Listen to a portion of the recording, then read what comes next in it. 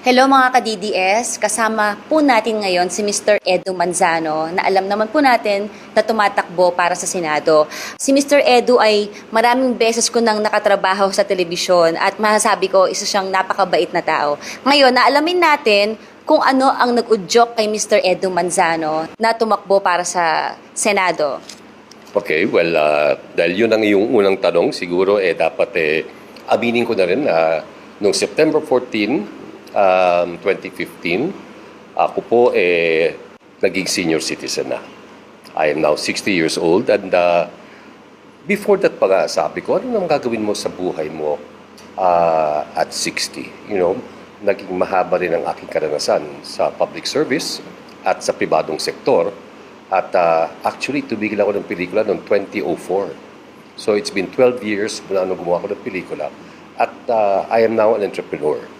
So, sabi ko, maganda yung kahit papano, makakatulong makapag-iwan ng isang magandang legacy. Ako'y naniniwala dito na kailangan talaga ng pagbabago dito sa ating bansa. And I think it's incumbent upon everybody that they have to try and serve the public or the rest of the Filipinos every chance they get. Okay po. Sir Edu, nabanggit nyo na naniniwala kayo na kailangan na po ng pagbabago sa ating bansa. Kung sakali po kayo ay mahalal na po bilang senador, ano po yung mga unang hakbang na gagawin nyo ng mga pagbabago sa Senado? Well, Mocha, alam mo, lahat naman ng senador naniniwala na importante talaga ang edukasyon dito sa ating bansa. So, isa ako dun sa mga naniniwala na importante na ang ating educational system angat ho natin ang antas para maging globally competitive na ang lahat po ng ating mga Pinoy, no? Pero ang nakikita ho namin na pagkatapos pong makapagtapos ng kolehiyo, wala na silang makitang trabaho. That's why we have 5,000 Filipinos na umaalis sa ating bansa araw-araw at meron ng over 10 million Filipinos ang nagtatrabaho sa ibang bansa. Parang mali ata yun eh. Dapat kasi umaalis ang tao dahil may magandang oportunidad. Ang totoo niyan, napipilitan lang sila umalis dahil kumakalam ang kanilang sikmura. Gutom. Hindi na nila alam kung paano nila mapapakain ang kanilang pamilya, paano sasagutin ang matrikula, at hindi rin alam kung paano pati yung kanilang pangangailangan pagkalusugan. So ako, gusto ko sana makapag-concentrate with regards to job creation. Gusto ko, pag kami po ay sweswertehin at makaupo sa Senado, the first thing we will do is empower yung local governments para to be able to create yung mga jobs within their immediate communities. Nang sa ganon, they'll be able to provide jobs tung kanilang mga constituents na hindi kailangan pag lumuwas pa ng Maynila at paghanap ng trabaho rito. Payag po ba kayo na ito ay babaan po? Ay, dapat lang talaga. Alam mo, meron kaming sinasabi kapag kami umiikot, no? You don't have to be a rocket scientist, sabi nga for you to realize kapag ang tao inabigyan mo ng pera sa bulsa, tataas ang kanilang purchasing power and every time they mas may purchasing power, then makakaroon sila ng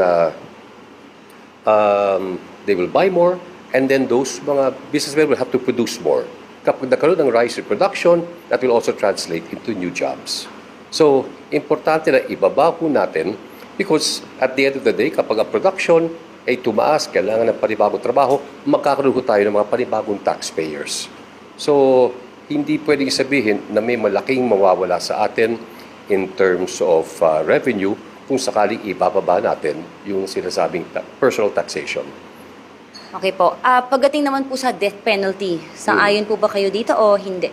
Well, I'm sure many will not agree with me, pero ako naniniwala na dapat may penalties and death penalty, and if you'll allow me, lalo na pagdating dun sa rapes, kidnapping, at the same time yung child molestation and abuse. Napaka-importante para sa akin yun that we have to stem the rise, not just locally but globally. So Sir Edu Manzano, ano po ang inyong mensahe po sa ating mga kababayan ngayon na malapit na po ang eleksyon? Well, ilang araw na lang po ang natitira.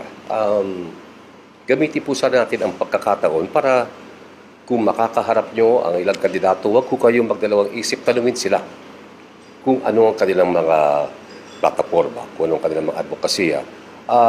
I-search nyo po lahat ng kandidato kasi makikita mo ron, I'm sure they all have Facebook pages kung saan makikita mo kung ano ang naging mga strengths and weaknesses through the years. We have to make an informed choice. At the only way we can do that is kung tayo po ay mabibigyan ng sapat na impormasyon. So, ako sinasabi ko po sa iba, hindi ko kayo pipilitin iboto ang inyong lingkod, pero gusto ko sana kung pwede, punta ho kayo sa aming Facebook page, which is Edu Manzano sa Senado. At i-click on dun sa Sino si Edu para makita po ninyo kung ano din ang aking naging karanasan in my 60 years of existence.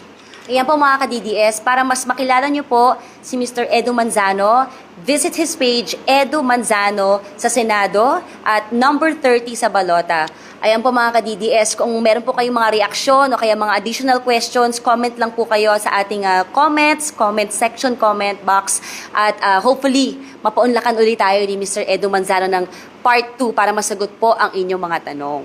Maraming salamat mo ka. Dalawa pa, talagang double support. Ayan. Salamat mga ka-DDS. Let's do it, do it. Do it, do it. Let's do it, do it, do it. 30. Na umaalis sa ating bansa araw-araw at meron ng over 10 million Filipinos ang nagtatrabaho sa ibang bansa. Parang mali ata yun eh.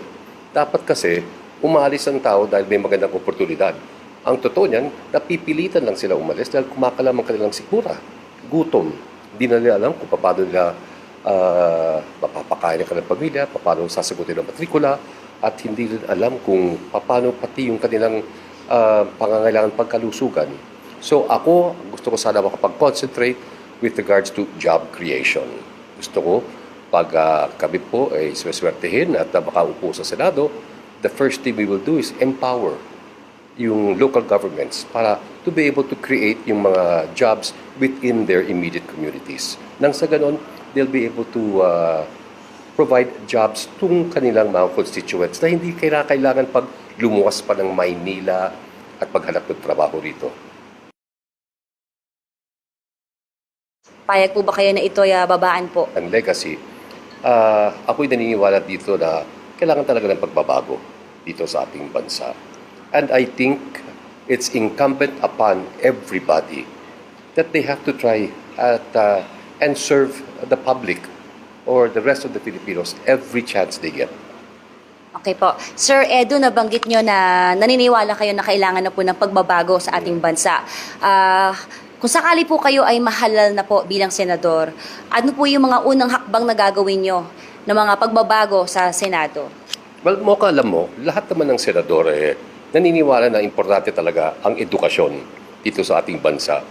So, isa ako dun sa mga naniniwala na importante na ang ating educational system angat ho natin ang antas para maging globally competitive na ang lahat po ng ating mga Pinoy, no?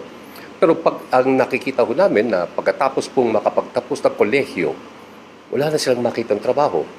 That's why we have 5,000 Filipinos may penalties and death penalty, and if you'll allow me, lalo na pagdating dun sa rapes, kidnapping, at the same time yung child molestation and abuse. Napaka-importante para sa akin yun that we have to stem the rise, not just locally but globally. So Sir Edu Manzano, ano po ang inyong mensahe po sa ating mga kababayan ngayon na malapit na po ang eleksyon? Well, ilang araw na lang po ang natitira. Gamitin po sana natin ang pagkakataon para kung makakaharap nyo ang ilang kandidato, huwag ko kayong magdalawang isip, tanungin sila kung ano ang kanilang mga plataforma, kung ano ang kanilang mga advokasya.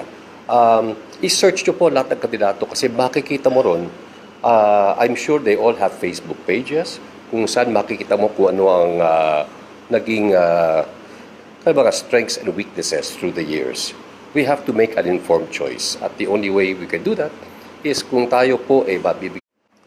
Hello mga ka-DDS, kasama po natin ngayon si Mr. Edu Manzano na alam naman po natin na tumatakbo para sa Senado. Si Mr. Edu ay maraming beses ko nang nakatrabaho sa telebisyon at masasabi ko isa siyang napakabait na tao. Ngayon, naalamin natin kung ano ang nag-udyok kay Mr. Edu Manzano na tumakbo para sa Senado. Okay, well, dahil yun ang iyong unang tanong, siguro dapat aminin ko na rin na noong September 14, 2015, ako po naging senior citizen na. I am now 60 years old and before that sabi ko, ano nang gagawin mo sa buhay mo at 60? You know, naging mahaba rin ang aking karanasan sa public service at sa pribadong sektor.